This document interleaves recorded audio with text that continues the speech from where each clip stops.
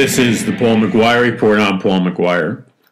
On today's program, we're going to talk about a very secret plan to move the Earth's population from rural locations, suburban locations, and force the Earth's population into crammed and jammed cities. Now, this is the game plan for America, the European Union, China, and nations all around the world. So, as most things to do with globalism, it's being sold as a very positive and a very good thing.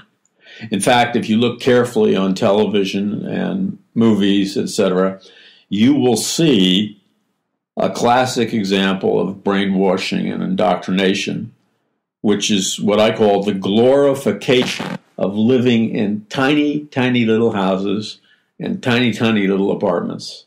Now, please don't misunderstand me. I'm not knocking any individual or person listening who, for various economic reasons, has to live in a very small apartment or condo or whatever. We live in economically challenging times. The income generated by people who are working hard in the working class and the middle class is such that it's very deceptive. The middle class and the working class are making far less money than they did in previous decades. Going back to my childhood, for example. I mean, think about this for a moment. I, like many of you, grew up in a completely different kind of America. And this was in the 60s and 70s and late 50s. The America I grew up in was one where it only took one wage earner to pay for all expenses of a family.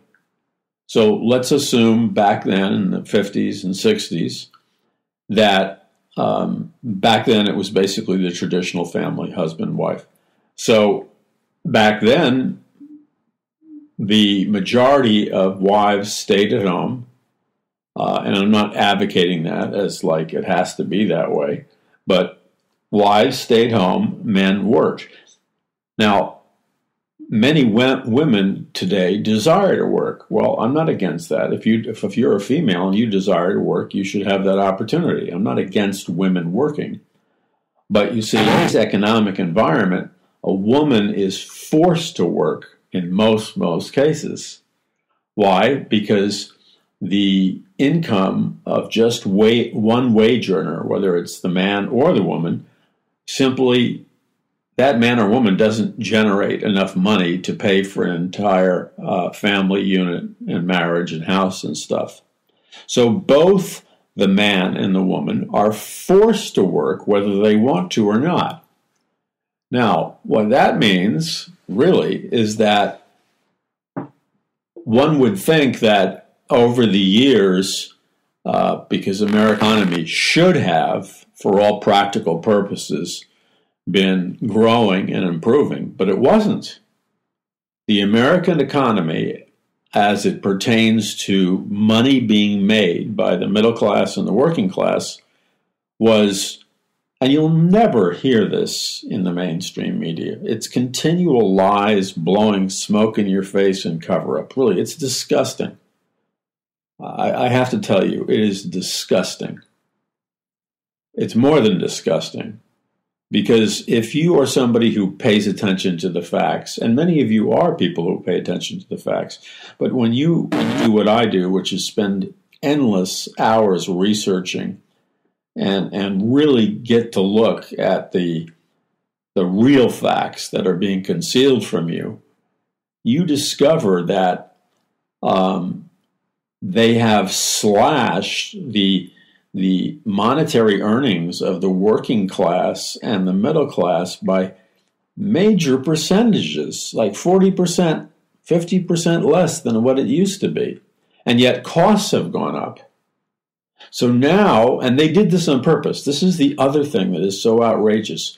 Through social engineering, through plan, on purpose, through the creation of certain economic policies, they, and when I say they, I'm talking about the globalist elite, I'm talking about the people who really run this nation and run the world. They made it, they developed an economic coercion which forces both men and women to work. And together, the man and the woman, when they're both working full time, the total amount of money they make is what used to be what one husband alone could make. So they're not better off. Again, if a woman wants to work, she should have every right to do that, but not because she's being forced to. And governmental forces, they love the idea of this because why? Because now they could get to tax two income earners, not just one. So that was a huge source of revenue for them. The other thing is, going back to the 50s and 60s and 70s, I remember my childhood growing up in New York City, Jackson Heights, Queens, a middle-class neighborhood. And I remember that just about all of my friends' parents and families, there was two things that were notable. One is everybody was married. If you had kids in a family, everybody was married. Okay? The other thing is that a man, because it was mostly men that were the wage earners back then, a man could choose any number of careers, and those careers paid enough money for that man to buy the American dream. He could have a house, a white picket fence. Doesn't mean he was rich, but he could have a house, a white picket fence, live in a decent neighborhood, drive a decent car. He wasn't wealthy, and he could provide for all the needs of his family, and his wife was forced to work to make ends meet. See, many of you can remember that far back, but there are newer generations of people that can never remember what life was like before they began to radically social engineer our society and tear it apart and turn it into like a socialist economy. And here's the other thing. Growing up in New York City when I was a kid, originally, when I was really young, you could live in New York City and not have to lock your door, bolt your car, anything else with your apartment or house. You didn't have to lock it and all that stuff. I mean, I'm not saying that it wasn't potentially dangerous. It was, but not like it is today. People could leave their keys in their car overnight, park it on the street, and it wouldn't be stolen. Let's put it that way. Now, and also, people were married. The only people I knew growing up that weren't married were my parents, because they were married and they got a divorce when I was like 13 years old. But to show you how, and my family was an atheist family, but to show you how radical things were, I had so much shame as a kid because I was the only kid I knew who came from a divorced household. The word divorce was unthinkable. And one of my parents had to go to, I think it was my father, he had to go to Mexico to get the divorce papers. It wasn't allowed to be done in New York City. So of all the friends I had, I didn't know one single divorced family except for the family that I came from. So what happened? What happened was the social engineering, the people behind the globalist elite, they did two things. They sold women on being dissatisfied unless they worked. They programmed and brainwashed women to be very unhappy if they weren't working, if they were just housewives. So women began to equate being a housewife and staying home with their children as a very negative and a bad thing through brainwashing, advertising, commercials, etc. And this caused, along with a stealth social engineering product called the feminist movement, which was funded in part by our intelligence agencies and the Rockefellers. And the feminist movement made everywhere extremely dissatisfied. And then there was a divorce epidemic. And then, of course, who was hurt most? Think about this. The feminists, and by the way, one of the primary leaders of the feminist movement was a feminist radical named Gloria Steinem. And Gloria Steinem, by her own admission, worked for the CIA. So the CIA started the feminist movement. Okay, what was this all about? This was part of a long-term plan to destroy America and the pillars that held up again. Now remember, as I've talked about in my books and earlier programs and TV programs, the Frankfurt School in the 1920s was a group of communist Marxist college professors that were trained in Moscow by the KGB, which was the equivalent of the CIA of the United States. Then these Marxist professors moved to Frankfurt, Germany, set up the Frankfurt School with the goal of initiating communist revolutions in nations like America and the European and Western nations. They didn't believe that the guns and bullets and bombs of the earlier communist revolution in Russia would be effective. So their plan, the Frankfurt School plan, was to use a cultural revolution, politically correct words, diversity, and all other kinds of social engineering mechanisms to produce a communist socialist revolution. And what was the purpose, looking at this through the big picture, what was the purpose of this communist revolution in Western nations like America? Well, it really wasn't about communism. It was about destroying their objective, number one, above all things. This is why it's so important to be educated and not through the dumbing down books of modern education, which tell you nothing. But it's so important to understand why things the way they are. So the purpose of this Frankfurt School movement, that is why, by the way, we have Marxist college professors that are tenured in major universities and schools all across the United States. We can't get rid of them. That was part of the Frankfurt School agenda. And the other thing about the Frankfurt School is they would use colleges, universities, churches, seminaries to indoctrinate American students into Marxism and communism. They didn't call it Marxism and communism. They called it progressivism or something else. But that was their goal. And their target, according to their own words, they listed their main goals. Number one was to destroy the religion of Christianity in America and other Western nations. Number two was to destroy the Christian marriage unit. Number three was to destroy the very idea of a right, an absolute right and an absolute wrong, like the Bible says there is, to destroy the idea of right or wrong.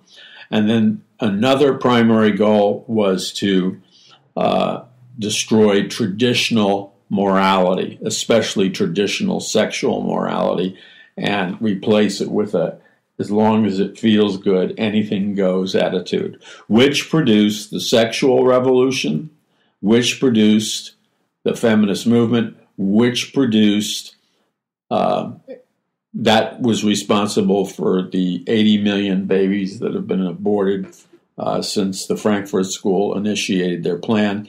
And then the other part of the Frankfurt School plan was to destroy any feelings of patriotism regarding America as an independent sovereign nation state. These were their primary goals, to take down every biblical Christian institution in America and replace it with a secular humanist or a Marxist progressive ideology and set of beliefs.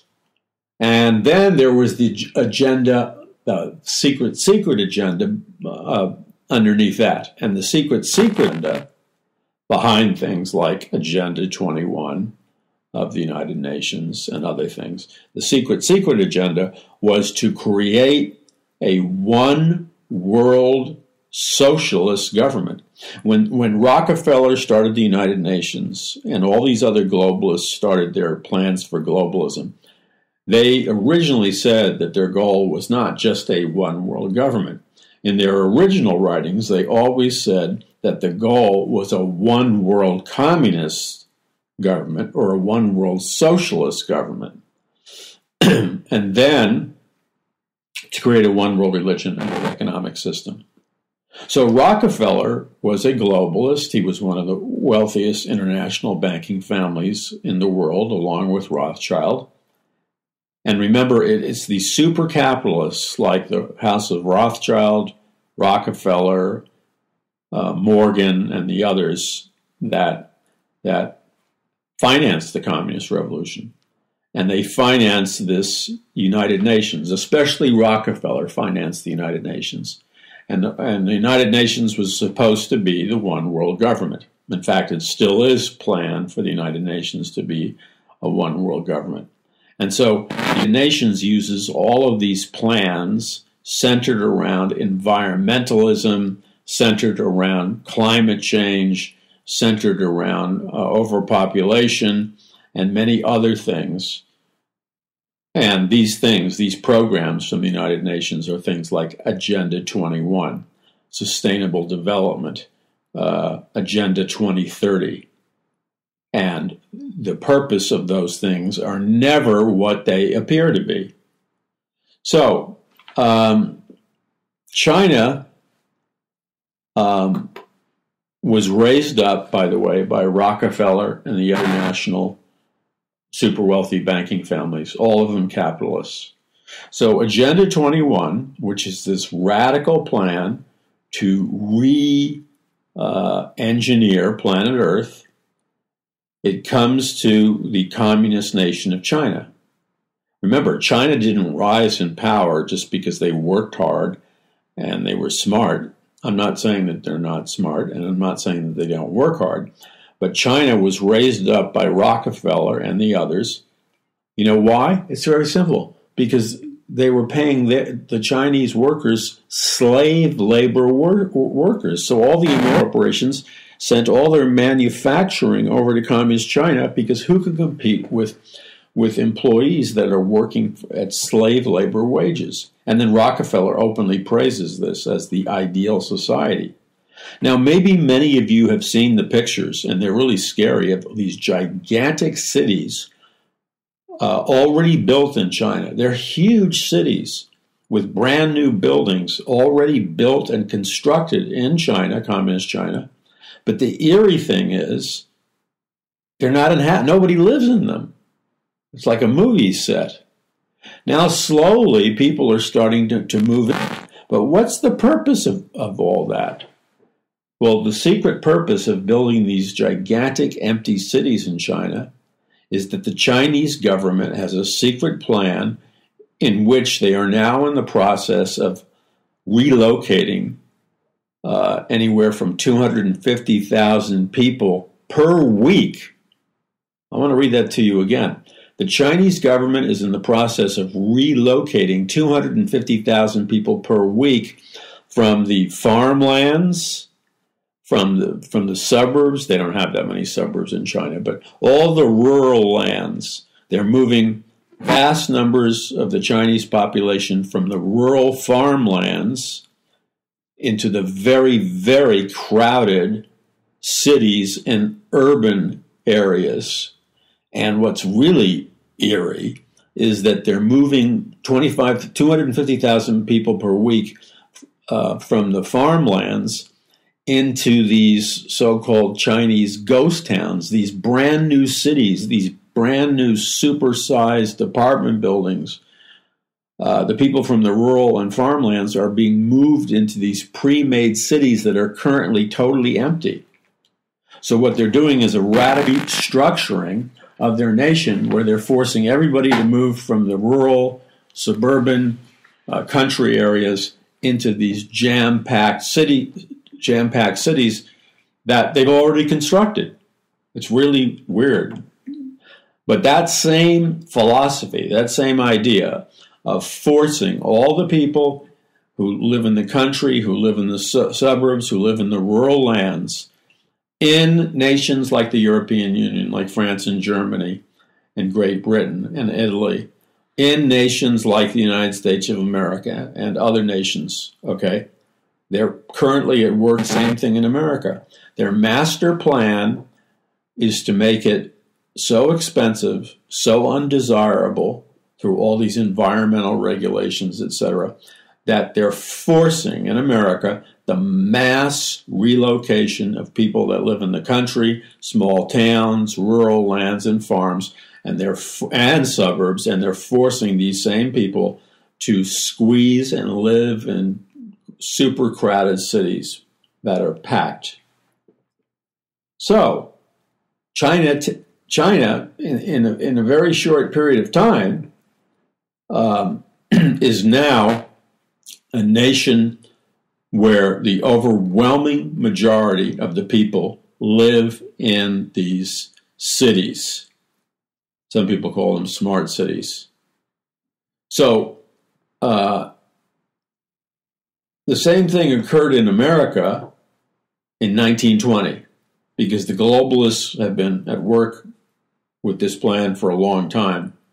And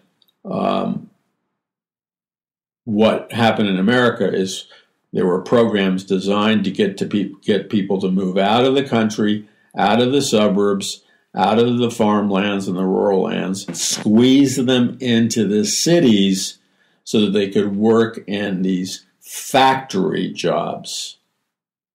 Got it? Now, why would they want to do that? Because the globalist elite have a number of pathological and sociopathic belief systems. You have to understand this, or you cannot understand what's happening in the world. You have to become educated on this. You cannot afford to walk around in the dark. They are dead serious about this. You have to understand that going back into the 1800s, there's an English clergyman, Robert Malthus, who developed this idea that did not come from the Bible. And he developed the idea, and he wrote books about it, in which he said that the number one problem facing mankind is excessive population growth. And Robert Malthus said that if we do not immediately stop the excessive population growth, all of planet Earth will be destroyed by our greatest threat, which is excessive population growth. This became known as Malthusian principles. So the globalist elite set upon a plan, because they became obsessed with this too. The globalist elite currently believe, up until this second, they believe that the greatest single problem facing mankind, which will bring about mankind's distinction, in fact, is overpopulation growth. So the globalist elite are working through all these stealth and covert mechanisms to prevent births or to kill off of children. That is why the globalist elite and the United Nations organizations are obsessed with promoting abortion. That's why we have like 80 million babies aborted in the United States since Roe versus Wade. The same numbers are comparable or higher in China. They're comparable or higher in Russia and the European Union nations. And all over planet Earth, there are, 50 million, 100 million, hundreds of millions collectively of babies being aborted because they believe excessive population is the greatest danger to mankind. And then this is the reason for sterilization, the invention of the pill, birth control, abortion, as we've said, and then all this propaganda, all this brainwashing via television, film, the entertainment industry, cultural heroes, musicians. They're all, movie stars are all promoting the same message, that it's not cool, it's not hip well, their real agenda is that it's not cool, it's not hip to be married in a monogamous sense between a heterosexual man and woman, that's not hip. They're promoting the idea that promiscuity, multiple sexual partners is the way to go. They're promoting the idea that sexual perversion of all kinds is the way to go. And then they're promoting the idea that alternative family structures, the promotion of homosexuality and lesbianism, and many other sexual lifestyles. In the eyes of the globalist elite, and please understand, I'm talking about this is the perspective of the globalist elite. This is how they see it.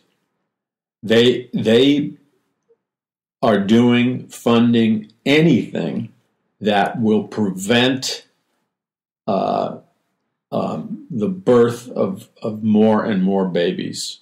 So whatever that is, whether it's sterilization, whether it's abortion, they are actively involved in the promotion. And this should not be construed on my part. I'm not trying to make an anti-gay pronouncement here. That's not what it's about. This is about the reality of why the globalist elite is using its enormous power to promote homosexuality, lesbianism, the whole LGBTQ alternative sexual lifestyles. They're promoting it because the globalist elite believe this will vastly minimize the amount of babies produced. In addition, just like in the warnings and writings of Aldous Huxley's Brave New World, and in George Orwell's 1984 and other such dark totalitarian novels, there's a common theme and a common characteristic of these big brother type dictatorships. And that is all of these futuristic dictatorships, they aggressively promote living together. They promote that people should not get married, no matter what your sexuality is. They're anti-marriage, whether it's heterosexual or gay marriage. They're anti-marriage. They promote heavily, the totalitarians promote alternative forms of sexuality. And I don't want to go into the specifics, but a full range of alternative forms of sexuality. And I'm talking about alternative forms of sexuality practiced by heterosexuals first and foremost, and then in different groups of sexuality.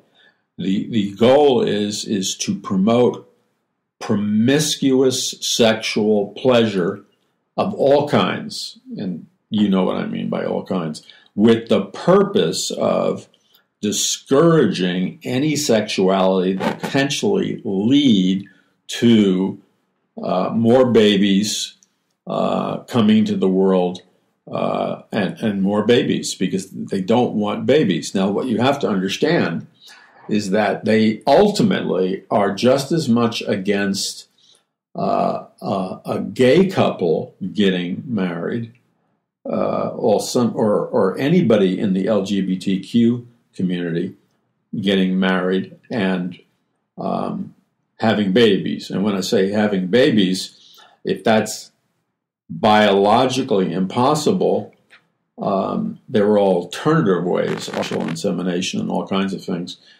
surrogate mates.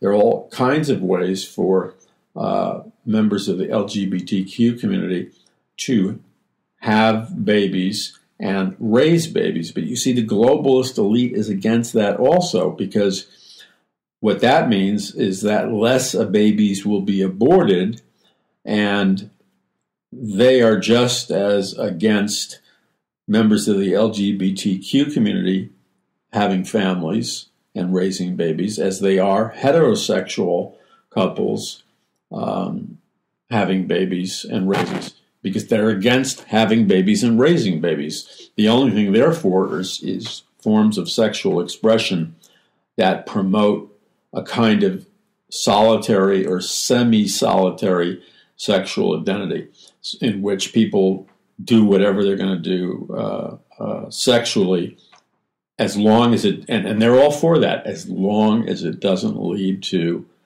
adopting babies, having babies, getting married for the purpose of raising children. That they're against. And that's why we have the promotion of the shades of gray, or whatever it is, type of sexuality. That's fine to the globalist elite, because the end game there is it's not about producing babies. You understand what I'm saying? And this goes way back to the 60s and 70s. I didn't believe it when I heard it. As I told you, I was researching for a book I was writing at the time, and I had heard from some source that now that I remember this, it's really even more ironic. I was listening to Dr. Stan Monteith on the radio, and this was years ago, decades ago, and he said something that I just thought, come on, this can't be true, which was that the Rockefeller Brothers Fund was funding a public role model for females, in which the ultimate modern female was not married. She had no interest in having babies, no interested in getting married, no interested in the traditional married lifestyle. She was sexually promiscuous, and that her career was the most important thing. She found her satisfaction in the career. But then he said the Rockefellers were promoting this, and I said, come on, this is hard to believe. So I went to the local library, and guess what? I asked for the publication that Dr.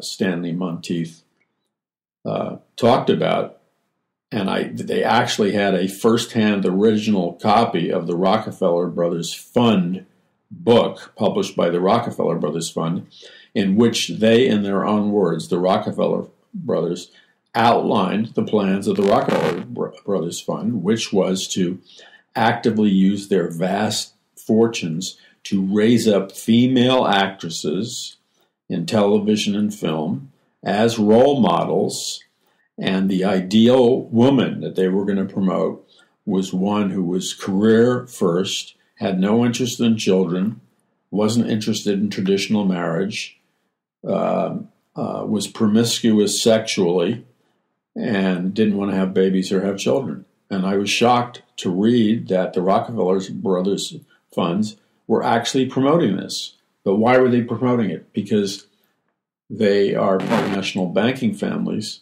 that are globalist, and this is part of their new world order. See? Okay, so this is very important to understand, because it has multiple ramifications. So the Communist Chinese government, along with a certain number of globalist corporations, claim that China is promoting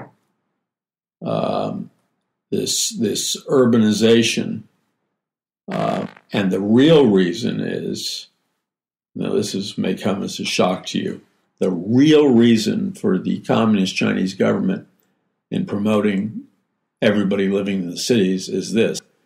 You are listening to the Paul McGuire Report. I'm Paul McGuire. It's important to understand all these developments in light of Bible prophecy. One thing that concerns me deeply is how susceptible the average American is to the influence of the mainstream media, which is all about propaganda, brainwashing, scientific mind control, indoctrination, and social engineering. And the American people are vulnerable and easily brainwashed because they're not educated. By educated, I mean self-educated.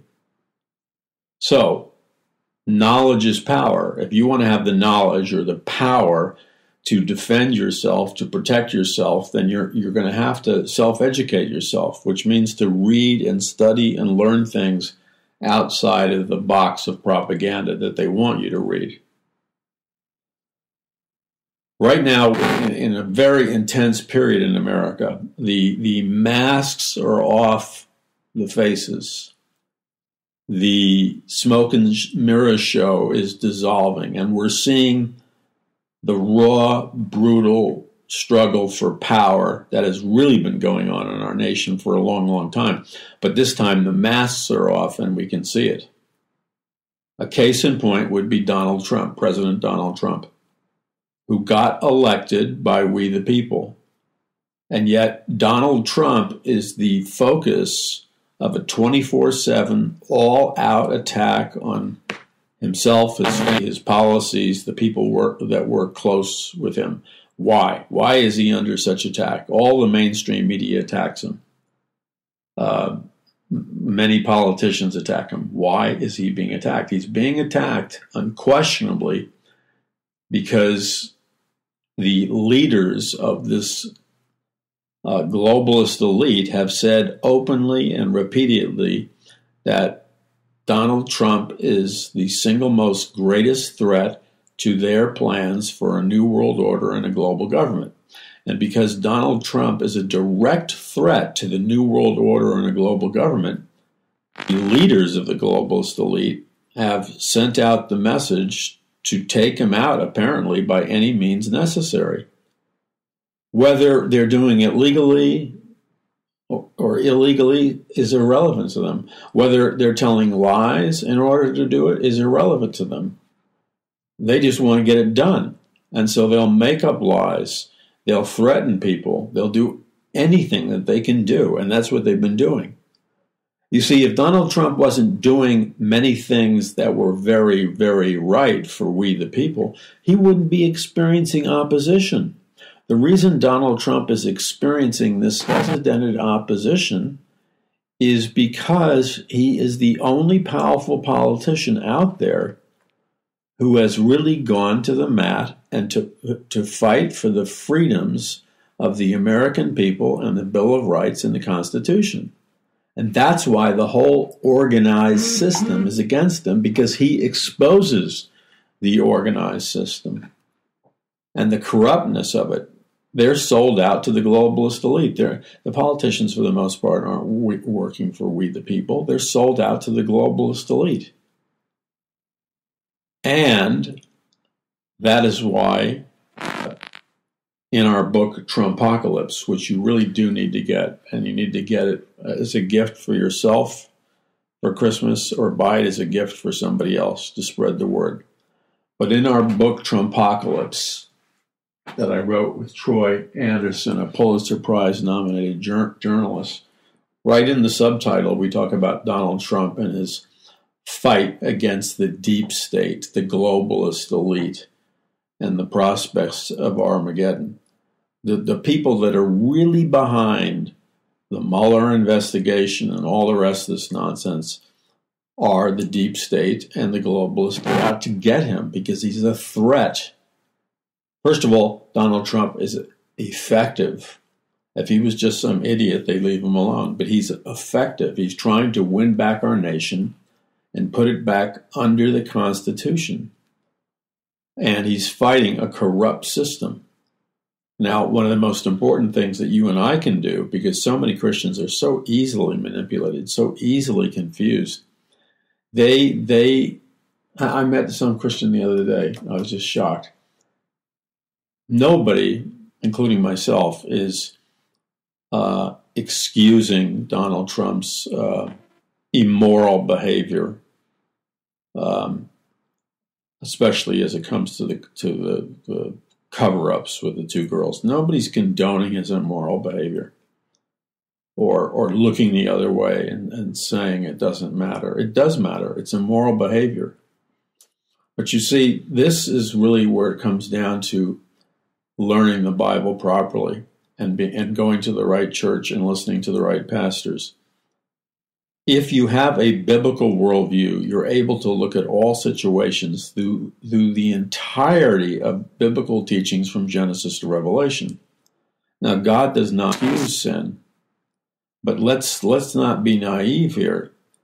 The only man in the entire Bible that God called a man after his own heart was King David. And yet King David committed adultery with Bathsheba. He committed murder by sending Bathsheba's husband to the front lines to get killed. And he lied. So the only man in the Bible that God calls a man after his own heart is an adulterer, a murderer, and a liar. Does that mean God is condoning adultery, lying, and murder? Certainly not.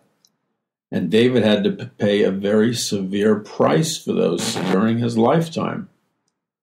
But David was, again, still the only man called a man after God's own heart. Why?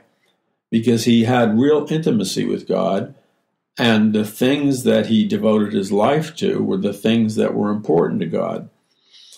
Again, I'm not excusing sin, but a lot of Christians seem to be more offended by President Donald Trump's personal sins than they are about the giant sins that a leader or the wrong leader can commit if they gain the power to be like president or something like that. I mean, think about the politicians who had the power to put together Roe versus Wade, which is responsible for the death of something like 60 to 80 million babies in abortion. Well, we live in a fallen world. God uses fallen men and women to accomplish his purposes. So part of learning to think biblically is learning to look at the big picture in context. So if a man is using the power that God has given him to stand up for the things that really please God, for example, Donald Trump is the only American president to stand with the nation of Israel to such a degree that he remade Jerusalem the capital of Israel, which it is. Jerusalem's the city of David. Donald Trump is the only president who has vigorously and aggressively defended people who are being martyred for their faith and killed for their faith in Jesus Christ all around the world. Donald Trump is the only president who is vigorously standing up for our rights in terms of freedom of religion, freedom of speech, and on and on and on. Trump is fighting for biblical values, even though he himself may not be a Christian. And so having a mature belief system in which you have a biblical viewpoint is so important when you evaluate a man. And that's why we wrote Trumpocalypse, because in Trumpocalypse we explain what many major Christian leaders believe, which is that God has raised up Donald Trump for a time such as this, that Donald Trump represents an act of grace upon America, possibility of healing and restoration for America. And the reality is that he's being fought by absolutely everybody, not because he's a bad, evil guy. I mean, for crying out loud, the entire Russian collusion is a farce. This is not about Russian collusion. This is about finding any dirt they can to bring him down. So, but you have to understand that. To talk to so many Christians, they talk like they're in second grade or third grade. They have no understanding of politics, no understanding of history, and most of all, they have no understanding of the Bible. So our job is to educate people. And I encourage you to get a copy of the book, because when you know your stuff, and you can effectively debate and discuss with people that challenge you things like Donald Trump, and you have arguments, which we've done extensive interviews with Billy Graham and others talking about these things. So get yourself a copy of Trumpocalypse and get your friends that need to read it a copy of the book. The confusion is unnecessary. One of the things we expose in Trumpocalypse is devious plan of the deep state. Who is the deep state? They're the intelligence agencies, they're the clandestine organizations, they're the secret societies that are all functioning on behalf of the globalist elite. So let's go back to this depopulation conspiracy. You're listening to the Paul McGuire Report. I'm Paul McGuire. Visit paulmcguire.us. That's paulmcguire.us. One of the major things that it's important to understand that there has been a long-term plan to depopulate America in the rural areas, the farm areas, the suburban areas, and the countryside.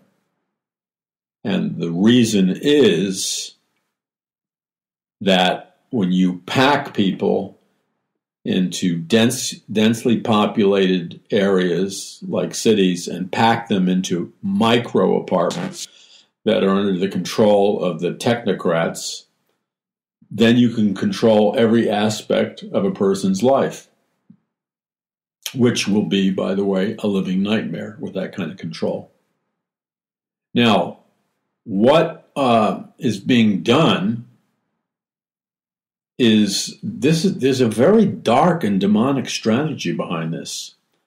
In communist China, you have all these huge, magnificent ghost cities where nobody lives.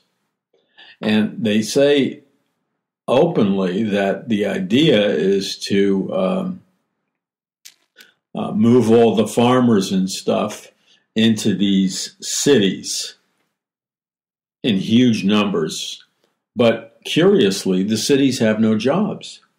Now, the theory is once the people are moving into these giant ghost cities, that employers will come in China and provide jobs and want to hire these people.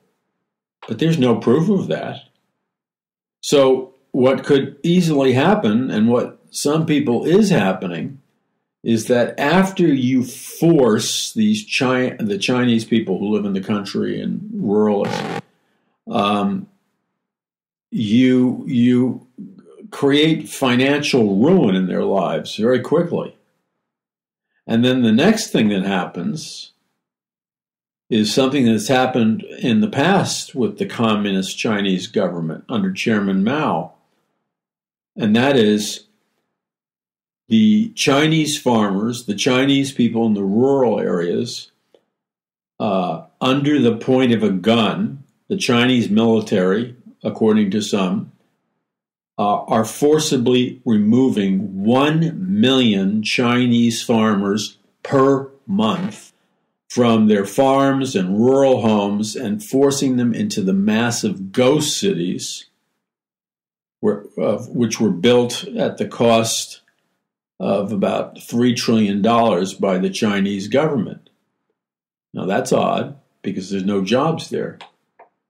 And then the globalist elite, and I could name some names of some big-time American globalist elite, they claim that the mass relocation of Chinese farmers is essential to fuel the Chinese economy. But again, there are no jobs available in these cities. So what is this really about? They're following the agenda of the globalist elite called Agenda 21 by creating these massive megacities.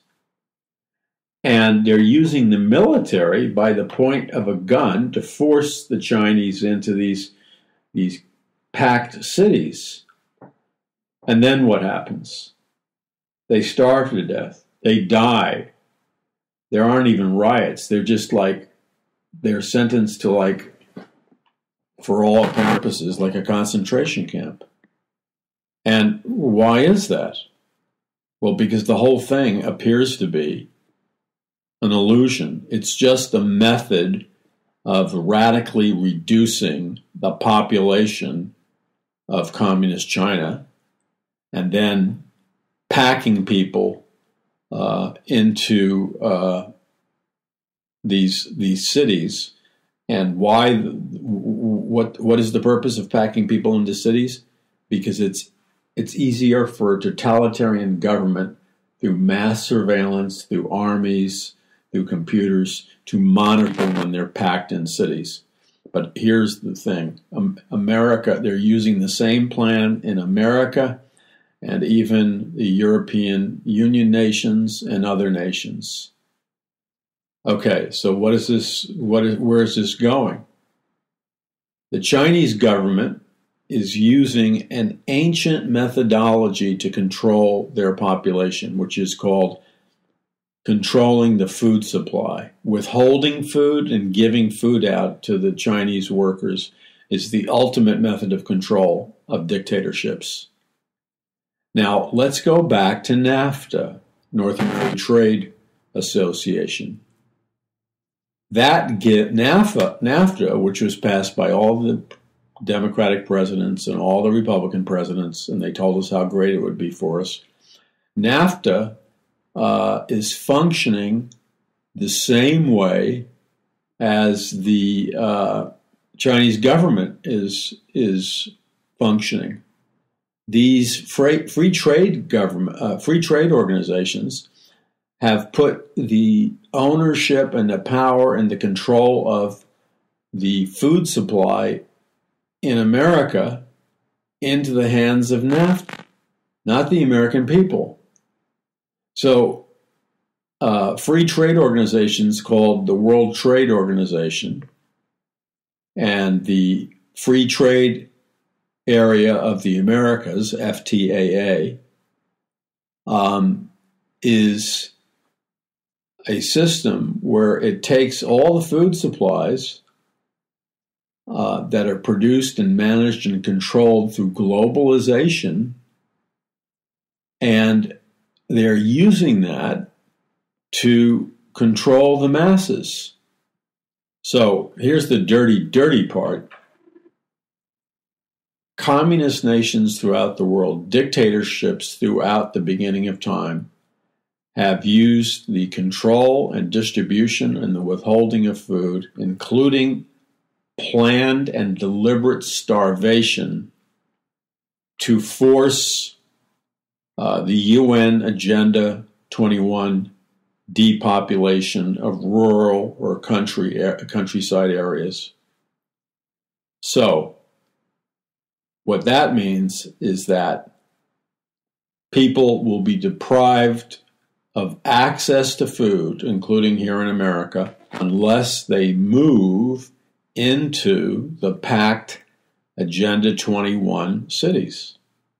Are you starting to see the picture here? Are you starting to see the picture of what they're using as a control system? They're using food.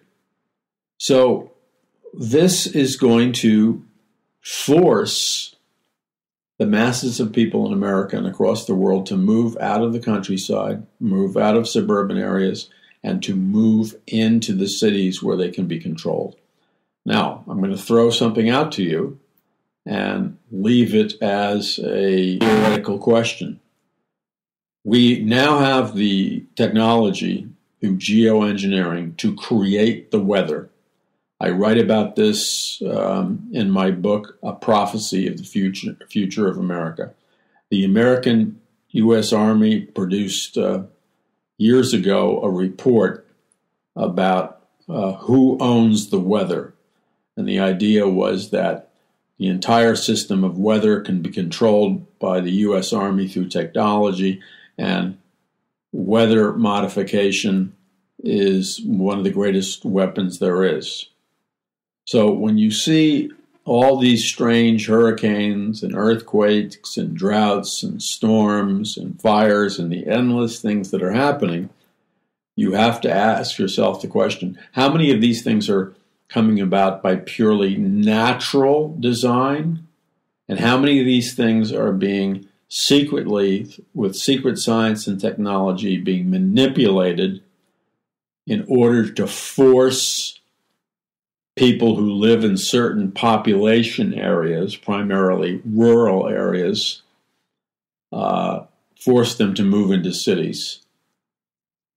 Even take this question. The Gulf oil spill. Was it just an accident? Maybe it was an accident. I really don't know. It probably was just an accident. But the question has to be asked, given the fact that the Gulf oil spill ended up depopulating the entire Gulf Coast and all of its 40 million residents, this then has the effect of forcing all of these residents to move out of the Gulf areas and into packed cities. So you have these major players, these major globalist elite corporations like British Petroleum, Transocean, Halliburton, Goldman Sachs. They made vast fortunes over this catastrophe. Some say it was a planned catastrophe. And the next step is this, that the people in that area had to move. And this caused a forced depopulation of rural areas. Okay, now let's ask another question. The entire Gulf area, which was affected by this,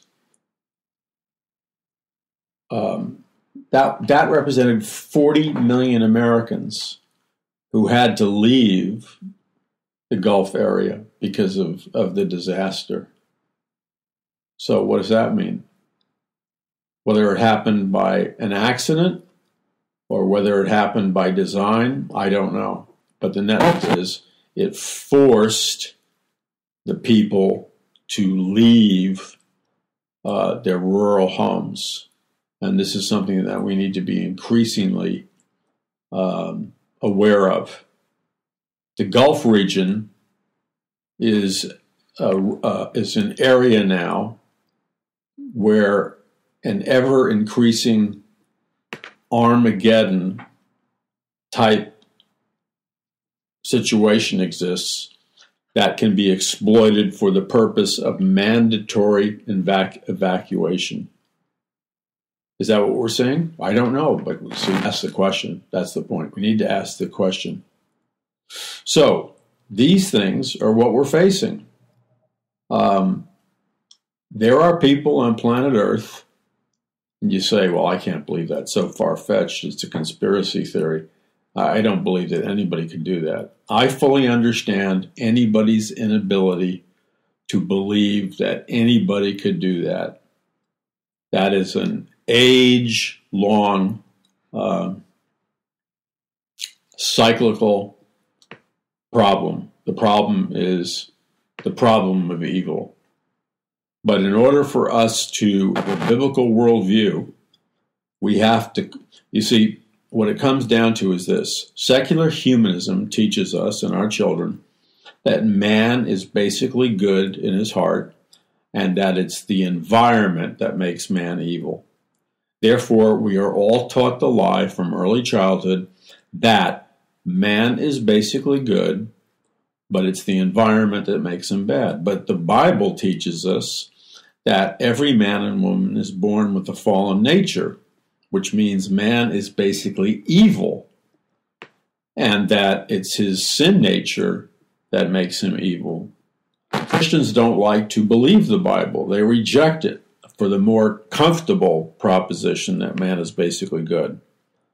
If we operate under the premise that man is basically evil because of his fallen sinful nature, then is it really so hard, if we really take the Bible literally, that we're all sinners and potentially we can be saved by grace, is it really so hard to believe that sinful men are capable of fully functioning as sinful men, which means they'll do anything? Something to think about, and why we must be educated with the worldview. You see, the Bible is very clear about this. We just don't want to think about it as Christians, which is, again, a way of rejecting God's word. The Bible's very clear in telling us that after Adam and Eve sinned, they activated the law of sin and death. All of us are born with a fallen nature up into this moment. And the Bible is very clear in teaching us that one of the proofs of this fallen nature is the fact that we're all in the process of dying. And because of these facts, we need a Savior, who is Jesus Christ, to cleanse us of our sin. The reason Christ can cleanse us of our sins is he took our sins upon himself. And the only way that the desperately evil problem of man can be solved is when a person by faith comes to Christ, asks to be forgiven of his or her sins. The blood of Jesus Christ cleanses us of all sins. And then, if we invite Christ into our life, we're born again, we're given a brand new nature, and from there we can do things that are good and loving. You see, if we really believe the Bible, some of these apparently tough questions are not so tough to answer. God bless you. I'm Paul McGuire. Be sure to visit paulmcguire.us. We got so many things for you to watch, look at, read for free. We got specials on all kinds of books for you to distribute for gifts. And I encourage you to send a link of this program and others. God bless you. I'm Paul McGuire. Visit paulmcguire.us.